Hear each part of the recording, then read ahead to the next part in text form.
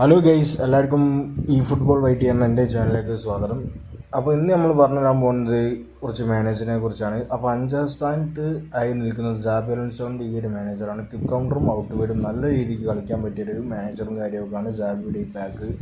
കാരണം അത്യാവശ്യം quick counter ചെയ്ത് കളിക്കുന്ന പ്ലേയേഴ്സിനെ നല്ലപോലെ ഉപയോഗിക്കാൻ പറ്റിയൊരു മാനേജറാണ്. അപ്പോൾ വളരെ ഉപയോഗിക്കുക. അടുത്തത് വരുന്ന റൊണാൾഡോ കൊയ്മനാണ്. പൊസിഷൻ ഗെയിമും ക്വിക്ക് കൗണ്ടറുമാണ് പുള്ളിയുടെ. നല്ല രീതിക്ക് പൊസിഷനായിട്ട് കളിക്കുകയാണെങ്കിൽ ഒരു നല്ലൊരു മാനേജറും കാര്യമൊക്കെയാണ് ഇപ്പോഴും സ്റ്റോറിൽ അവൈലബിൾ ആട്ടോ, ജാബിൻ്റെയും കൊയ്മൻ്റെയും. പിന്നെ നമ്മുടെ മൂന്നാമതായിട്ട് വരുന്ന മാനേജർ വന്നാൽ ഗസ്പെർണിയാണ്. ഗസ്പെർണിയും കുഴപ്പമില്ലാത്ത ഒരു മാനേജർ പാക്കാണ്. കാരണം ലോങ് ബോൾ കൗണ്ടറിലും കാര്യമൊക്കെ അത്യാവശ്യം നല്ല രീതിക്കുള്ളൊരു മാനേജർ കാർഡും കാര്യമൊക്കെ ആണ്. പിന്നെയും പൊസിഷൻ ഗെയിം നല്ലപോലെ കളിക്കാൻ താല്പര്യമുള്ളൊരു രണ്ടാമതായി വരുന്നത് ക്ലോപ്പിൻ്റെ കാർഡും കാര്യമൊക്കെ ആട്ടോ മാനേജർ പാക്ക്. അപ്പോൾ ക്ലോപ്പിൻ്റെ ഈ പാക്കാണ് പൊസിഷനും കൗണ്ടറും നല്ല രീതിക്ക് കളിക്കാൻ പറ്റും.